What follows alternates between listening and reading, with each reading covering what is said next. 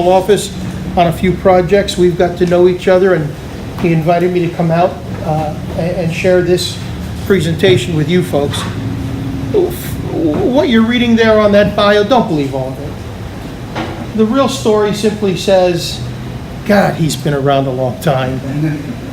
And when you're involved in something that long, the one thing for sure is you just love it. It's just part of your life. And it's given you so much that you just give back, okay? So my topic is the official's duties, and in last year's rule book on page 11 and 14, rule number 3, your official's duties are all listed there. I'm going to try to step outside the box a little bit.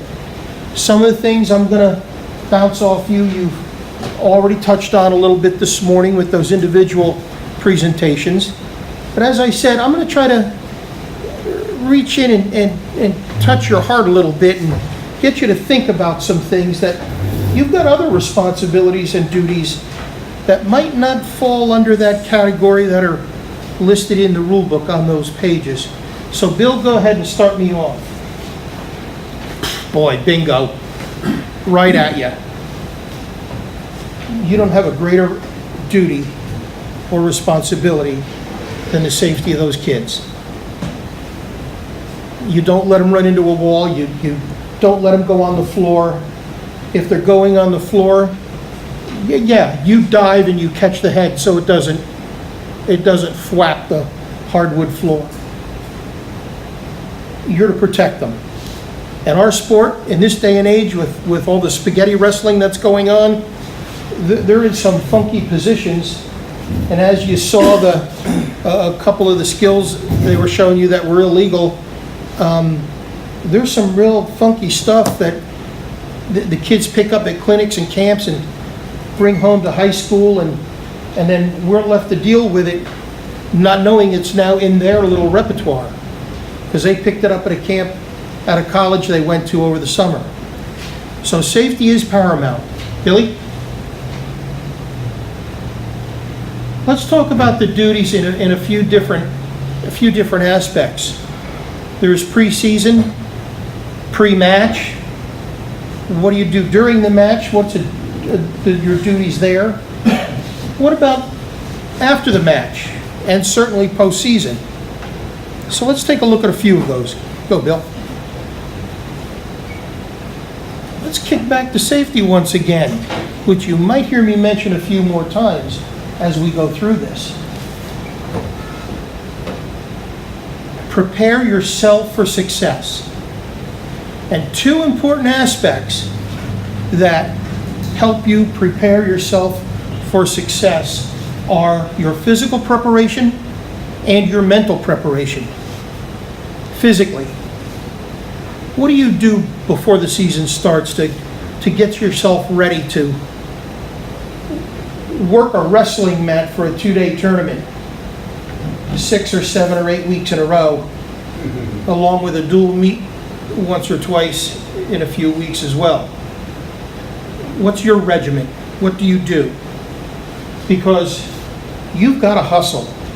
And as I said, you're going to see and hear me say some things that have already been thrown at you. All right? You've got to hustle to where the action is. And you've got to do one thing that none of the other sports officials need to do, and that's dive down to your belly, count near fall points, watch and make sure there's no hands in the face and protect the kids, and then when they get up, you've got to ricochet back up and be right with them and move and be in position again. So what do you do to prepare yourself for what your job is as a wrestling official? The kids deserve it. You know what they're doing in the off season in summer. You know their preparation and practice, whether they're with a really great dynamic coach or a young coach starting out. They're still working hard. The kids deserve you working hard as well. And take pride in your performance.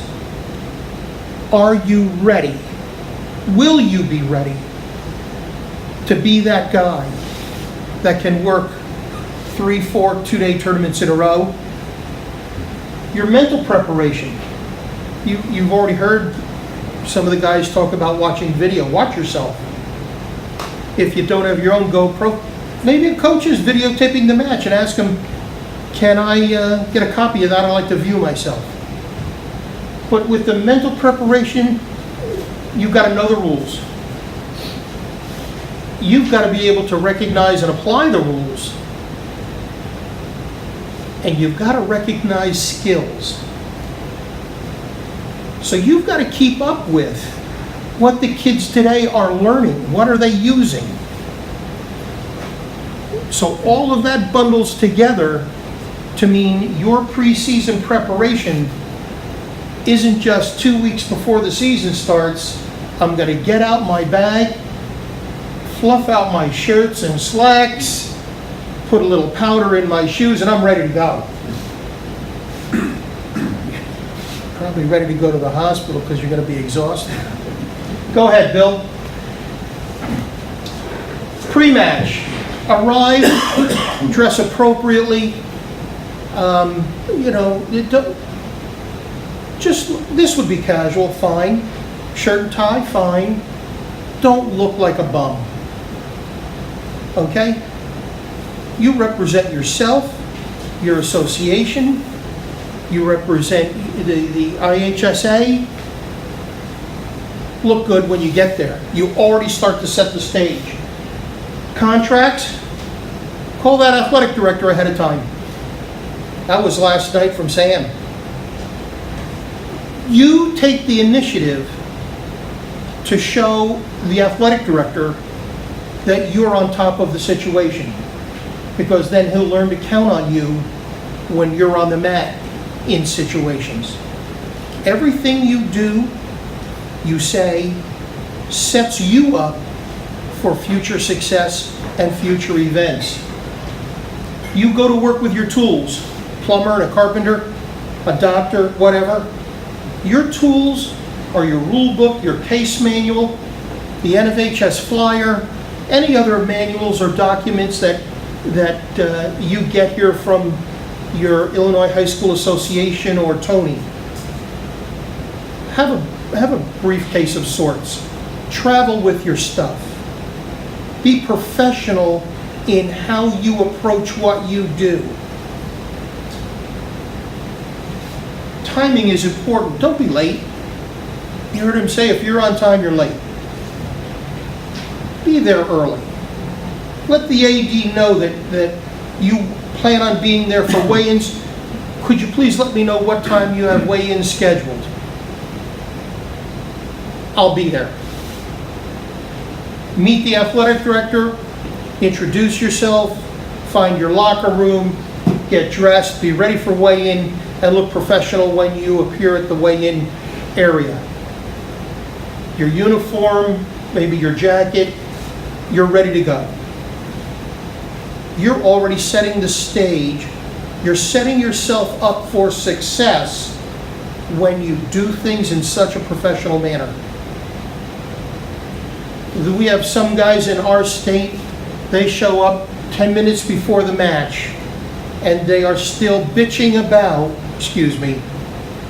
they're bitching about why they can't get a state tournament or they're not getting a regional final. You're not even doing things right. How can we count on you to do things right on the state tournament floor with 20,000 people watching and you can't show up early enough to be professional enough to do the job right? So always be professional. Go ahead, Bill. Was that one or two? That was one. Just one? Yep, go ahead. Now at the weigh-in. Posture indicates intent. And I'm going to talk about body language shortly. But how you posture yourself. You know, we talk about conferences. Right? We talk about body language there. Your posture indicates what your intent is. So introduce yourself to the team and coaches.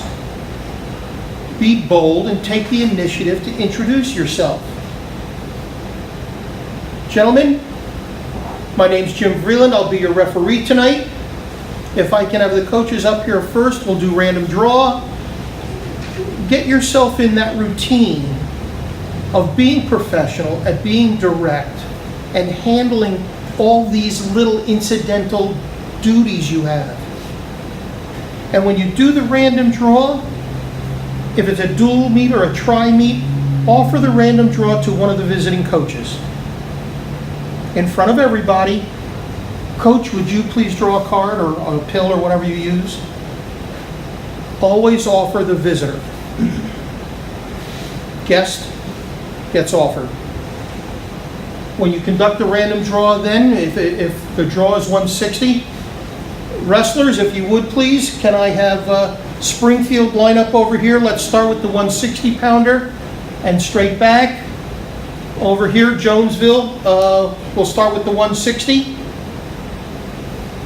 Let the weighmaster know what you're going to be doing and give the weighmaster any special instructions.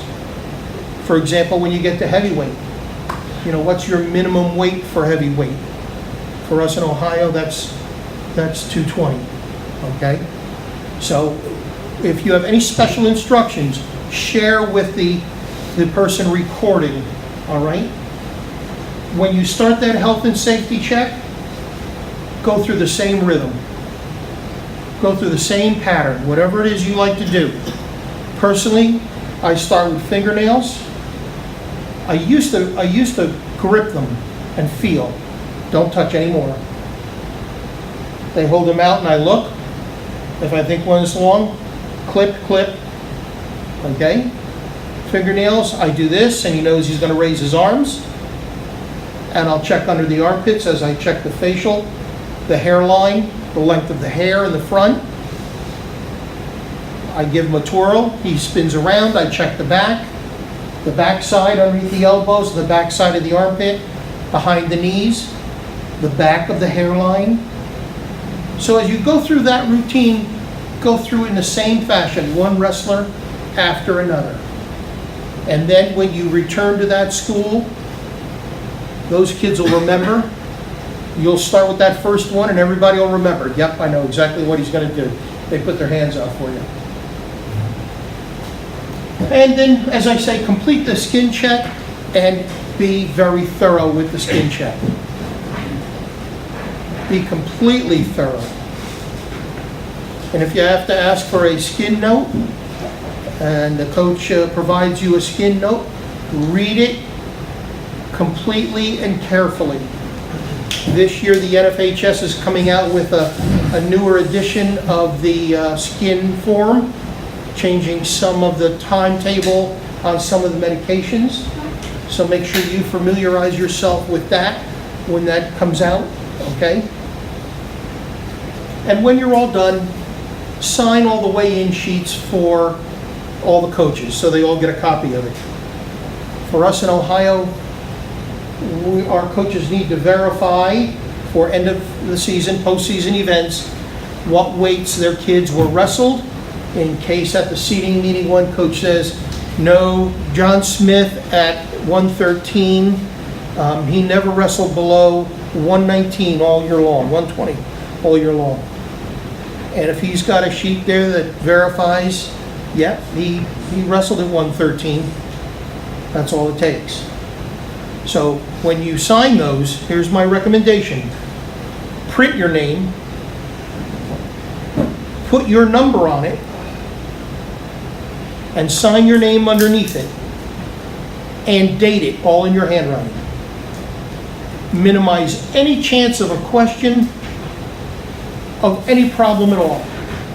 Now that also gives the coaches, when they make Xerox copies of it, a complete copy of you. They can spell your name correctly because you printed it, and they know your registration number when they need to vote for postseason officials for next year. Okay? Bill? When you go out and you check the mat, You're going to check the competition area, you're going to check the protection area, walk the mat. Some guys think that you go out and you talk to the table. Well, yes, you do. But have you ever refereed on a Resolite mat with a dead cell in it? There was no elasticity to it. It was just dead. Important to know those things for yourself so you don't stumble or twist your own ankle. Okay? Check the team benches. You know, a dual meet, all the benches are back 10 feet where facilities permit. And check the head table for the necessary materials for blood, etc., and a stopwatch. And make sure you leave at the head table and when you're ready to start, maybe in your jacket pocket, an extra whistle and an extra disc. I used to always take an extra disc and let the mat mate use it because whenever I would need a little help with the second period or third period, whose choice it is, when I give my instructions to the table help, all she has to do is hold up red. Makes it very easy. Okay? Now, I never lost track of whose choice it was. But if you really want to get a team of table workers working with you, when they feel they're important and involved, they pay close attention and they work hard to do that job right. So I always had a way of folding my cuff on my wristband for whose choice it is, next. But every now and then I'd look at the girl and take my disc out and I'd do this with it, red or green, and she'd hold up her disc. Kind of keeps them in tune with what's going on. You know they're paying attention then. Very important. Okay? And now you're going to meet with your table workers, and as I said, share with the mat score, the disc idea. Go ahead, Bill. So give your necessary instructions to the timer, to the scorer, the guest scorer. Make sure they sit side by side. Ask the two mat mates to always confer and agree. I always used to like to tell the timer, you're the communicator. I need you, if you see 2 takedown red, you say 2 takedown red so the girls can hear it. And if that's followed with a quick 1-point escape for green, say it out loud. Because when the girls are writing, their head is down. When they say it verbally, they're going to keep up with you. Less chance of error in the scorebook. All right? So when the matches end, always ask the girls to confer with the score of the match and confer on the score of the running score of the dual meet. Do it at the end of each match. That keeps them involved with each other, all right? Nobody interferes with your table. Parents, coaches, assistant coaches don't get to come and walk behind and say that should have been 2 takedown green. I always told my table work, if you have a problem and somebody's interfering, get me. We'll stop that, all right? Cell phones, I know it's a stopwatch, and I know that they sometimes keep their cell phone there as a stopwatch, but just remind them not to text, okay, while we're working together to officiate this match. Really? You visit the locker room. This is something that's short and direct. You're not there to give a 15-minute oration. This is the chance for you to follow up impressing the coach and the kids with your professionalism, with your knowledge, with your unbiased approach to officiating the match. You build confidence and respect for yourself and all other officials when you do these things right. It serves an important purpose. It helps the kids see you, feel you in your job as the official. You talk with them. When we used to do skin checks in the locker room, I would always say, you don't forget that earring. That's a good looking earring. Hey, thanks. And then when I'm talking with them, what else am I looking at? Those tongue spikes. So by having a conversation, a short little conversation, I'm checking for tongue spikes at the same time. Okay? Okay. You settle the kids, you settle the coaches, they have a feel that you're a fair, honest person. Give them a chance to ask questions. Well, I saw this move at camp this summer.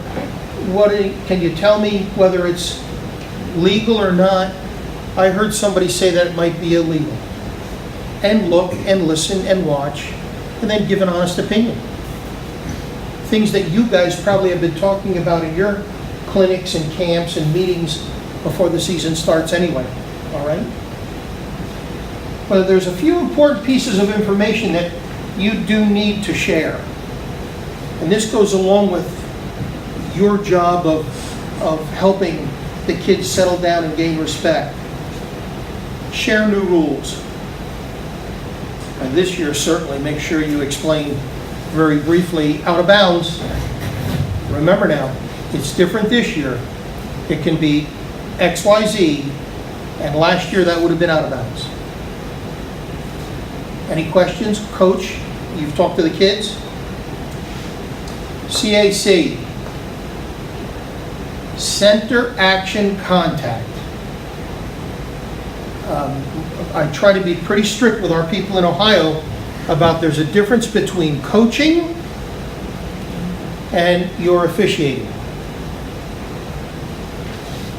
You're coaching when you tell one wrestler something and give him a helping hand with a comment that you didn't do for the other guy. So my thought on that is to be very careful with what you say and how you say it. You know, Red, you got to work in. You just helped one guy, and you may have been able to make a stalling call, which would have really helped Green. And by saying that, you really hurt Green, didn't you? So just be careful about your comments. Another one to mention right there is you've got a injury due to an illegal hold, and the wrestler's on recovery time, and you're there with the stopwatch for the coach. And now one of two things might happen. You may say to the coach, you know you can default this match and let him win, or you keep quiet, and if he asks you the question, can I default this match? In the first case, you've given information to help one person, in this case really the opponent that's going to win. And in the other case, the coach asked you a question for which you answered. You would do that anyway if you were at a conference at the table, you'd be asked a question and you'd give an answer. So there's a difference there. And lastly, don't paint yourself in a corner. Don't start with now if you do this, then I'll do this.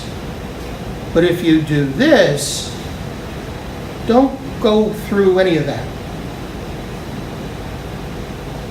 Be very professional.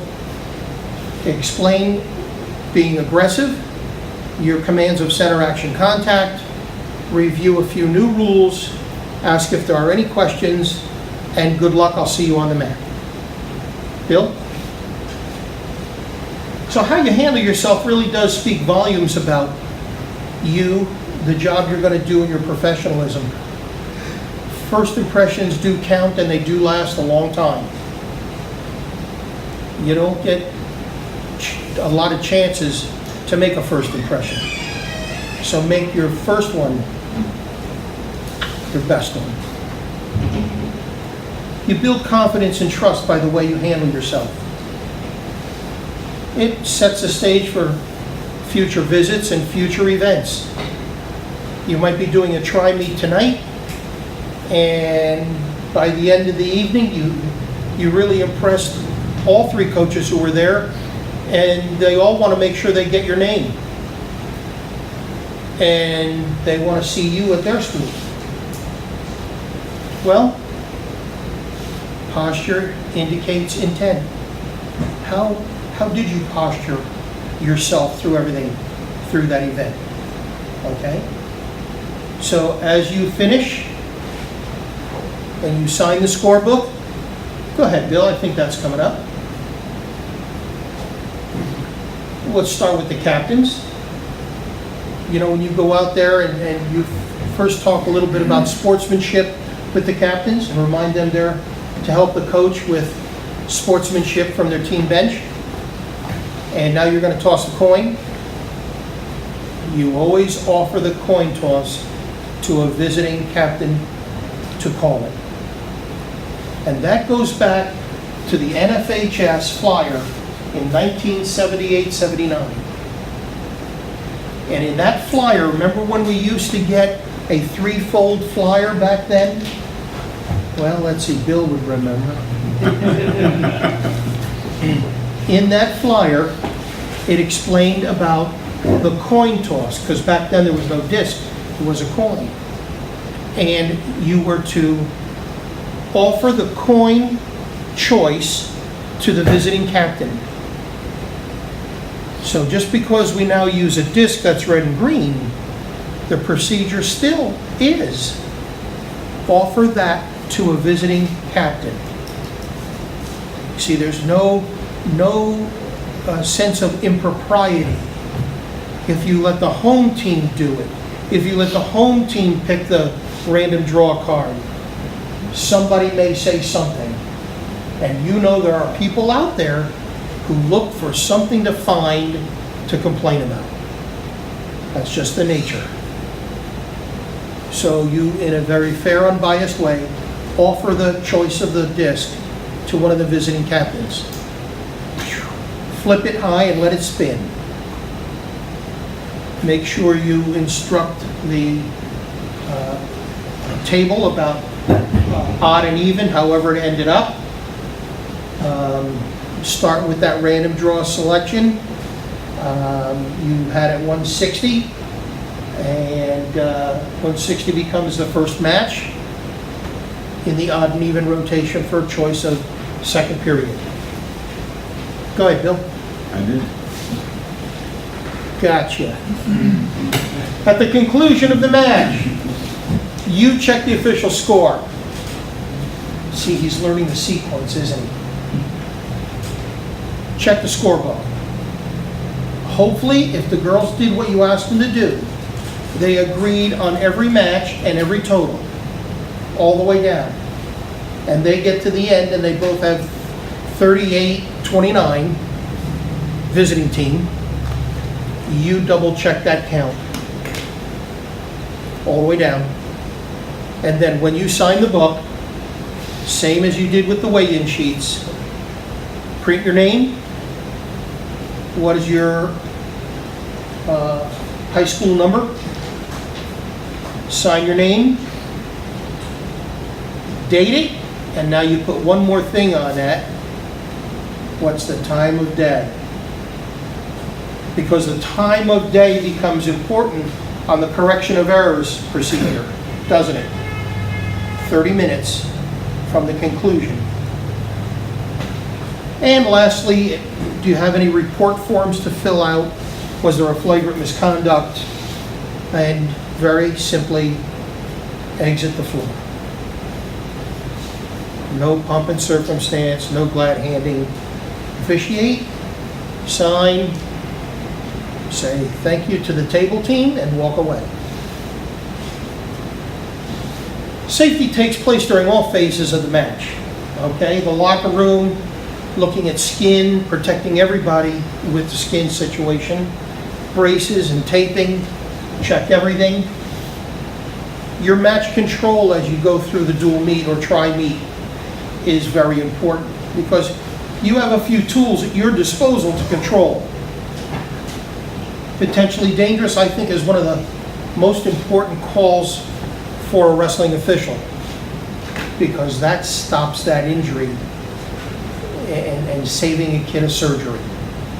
You don't like the way it looks, stop it. But remember that once your hand goes behind your head, you blow the whistle at the same time. You don't put your hand behind your head, point to it, and then walk around for another 4 or 5 seconds. You're making the call, stop it immediately. All right? Coach's misconduct, these are things you talked about earlier. These are ways that you control the match. If you have to use it, you use it. Unsportsmanlike conduct, whether it be on wrestler or a coach. Flagrant misconduct, if you have to, you use it. We in wrestling for a number of years went along not wanting to rock the boat. Everybody was worried about their votes. Oh, he might not vote for me.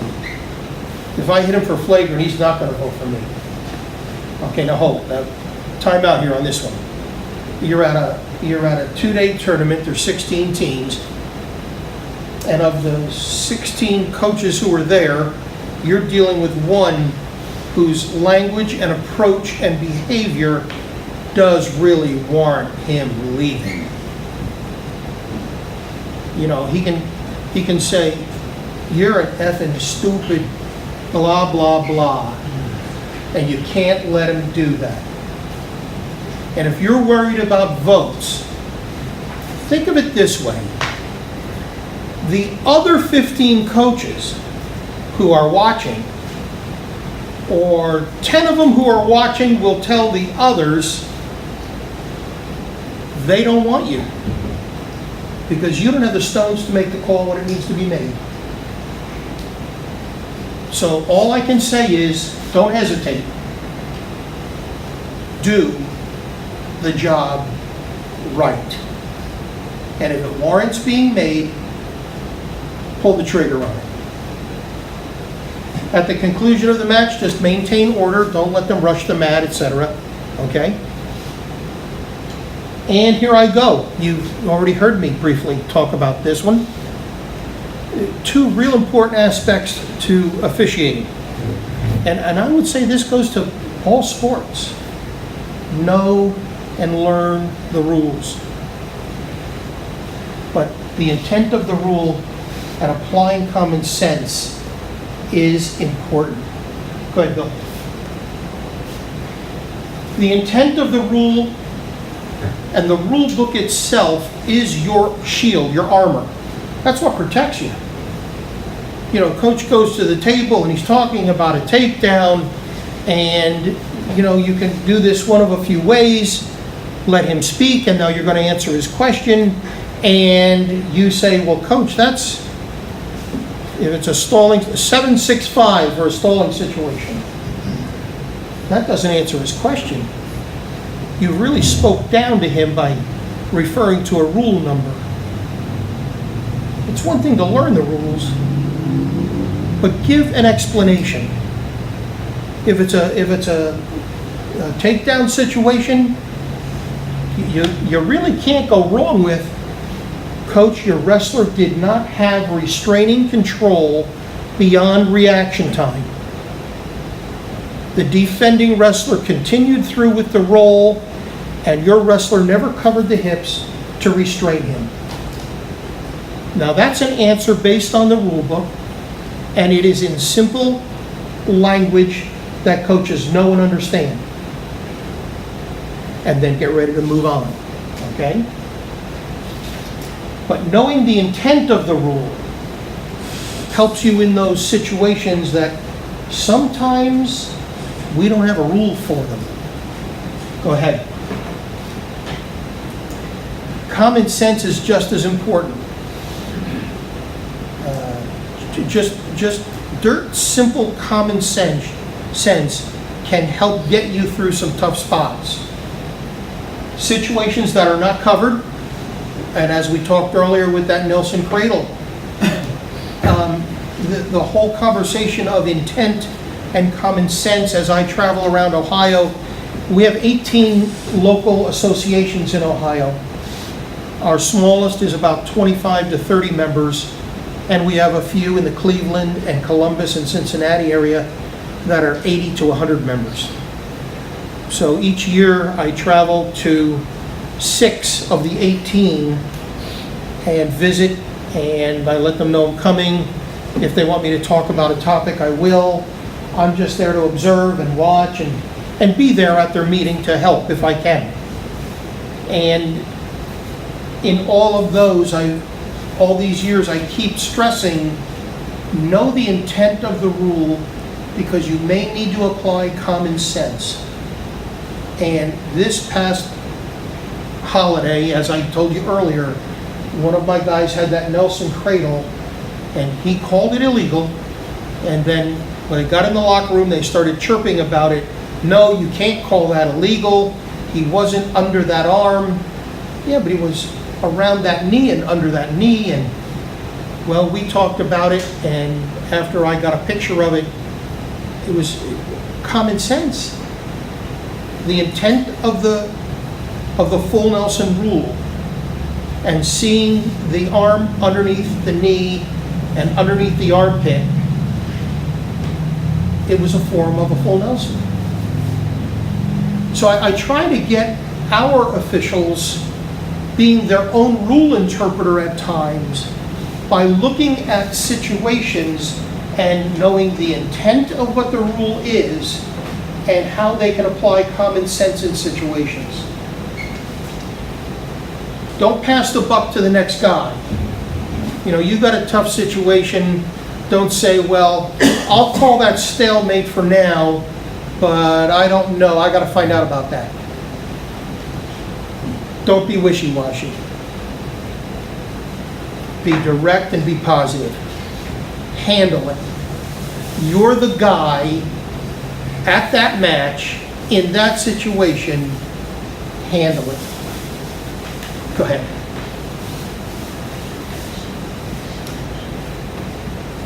Yeah, mentoring is a duty. It's one of your responsibilities.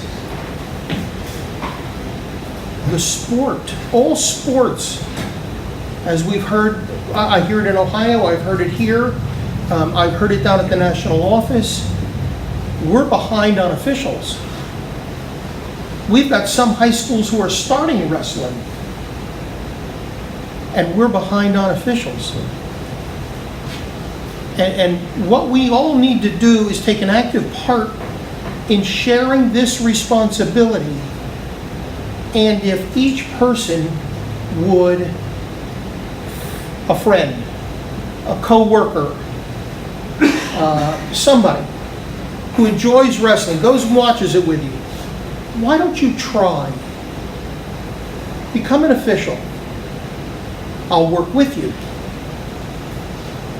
Can you imagine what would happen if in Ohio my 760 guys each year brought one referee to the sport? It wouldn't take long. Now, we don't keep everybody, we know that, but it might work if we try. And it's better to try and fail than not try anything at all. Mentoring is a very vital part of what we do. Go ahead, Bill. And it oftentimes gets overlooked. We need to give back. And the only way to give back is to pay it forward. And I can tell you quite honestly, for me in wrestling, I have 3 gentlemen who I really consider a mentor. 2 have now passed away. One gentleman found me my first head coaching job and called me. One is still alive. He is our ancient guru, Vince Matucci in Ohio, who was an OHSAA certified official for 60 years and a rule interpreter for probably 40 or 45. We all have somebody or a few who made a difference in our life, made a difference in us becoming an official and wanting to do the job the way we do, the right way. And the only way I can say thank you to those men, to say thank you to the countless parents of kids I coached, the kids themselves, is to pay it all forward. And that's what I'm doing. I'm trying to pay it forward by helping others become a good wrestling official. We have to improve those younger people. And as a mentor, if you've got 30, 35 years in, whatever, 20 years, you can share what you know. And that's all I'm doing. That's all Tony's doing. We're just sharing. I mean, I've talked to a lot of guys that are going to become an instructor, and they say, I don't know how to be a teacher. I don't know how to teach. Teaching is nothing but talking. That's all I did for my career from 1969 was to talk. Tell others what you know. And as a teacher, you try to challenge them to think about what they're doing. And I taught math for years, so it was always teach, explain, talk, challenge. And as a wrestling official, that's all you're doing anyway. You're teaching when you get out on the mat with a junior high team and a kid can't get his hands in front of the line. What are you doing? You go down there, you move his hands in front of the line and tell him. You're teaching.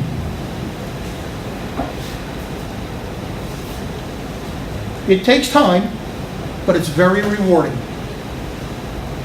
Right now, I'm in charge of hiring our Ohio State Tournament referees, 48 of them, 30 for the individual and 18 for the team. And I'm the head person for that, and I have 2 other rule interpreters, and we collaborate on 48 guys. And the things we talk about what their qualities are, what tournaments they've done, their patience, what have they exhibited in coaching conferences. It all goes together. And that's what we try to do. So the 6 B's of officiating. Be polite. Your table workers, coaches, maybe parents in a hallway, wherever. They see you come in. I used to go to one school and they'd always have me, they'd want me for 2 or 3 dual meets a year, and I'd say, I'll come for 1. You need to let other people come officiate here. And I'd walk in the door, and one very senior gentleman would always be there, and he knew I was coming, and he'd meet me at the door, and we'd talk for a moment, and after the end of the match, he'd always say, Jim, thanks for coming. You're going to come back next year? How you handle yourself, your demeanor, your professionalism, your calmness under fire, protecting the mat and not letting kids get hurt.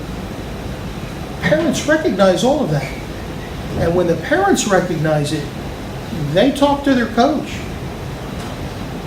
And when the coach knows that the parents liked you as a referee, that goes a long way. Be patient.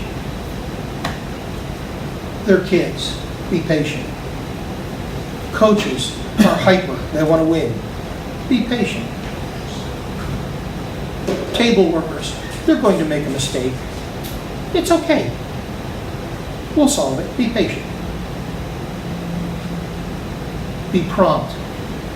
Prompt getting to the school. Prompt starting weigh-ins on time. Be prompt talking with a coach and answering his question. Be decisive. And be direct. Make a decision, have a reason why you made that decision, and answer the question direct. The worst thing you can do is to say, boy, I don't know. Let me think about that for a second. Or let me confer with my assistant. You're the guy. Be that guy. You know what you want to do. Don't put it off. And always, always be professional. And my last thought for you to go along with intent of the rule and common sense is to just talk for a moment about body language. In those video clips we saw earlier, in quite a few of them, where is it a takedown or not a takedown? Is it a takedown and escape? I'm looking at it from the viewpoint of reading the wrestler's body language. Because if a guy's got a takedown and he hasn't quite covered the hip yet, if the bottom wrestler is just on his all fours and he drops his head and stays still, and the buzzer sounds, you know what I got? I got it. But he never covered his hip. He never laced a leg. Coach, your wrestler stopped wrestling. He gave up the score by not moving anymore. The takedown was earned when your wrestler was restrained. Now maybe he stopped moving, but he showed that he was being restrained and held. I'm telling you, the rule book is your best friend. It's your armor, it's your shield. Know the rule, know the intent of the rule. Okay?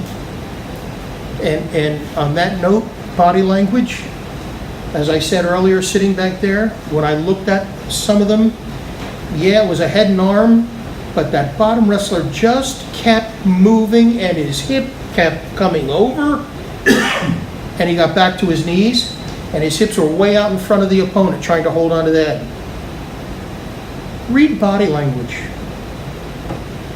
Reading the body language can tell you a great deal about what the wrestlers are doing, whether they feel they're caught or not caught.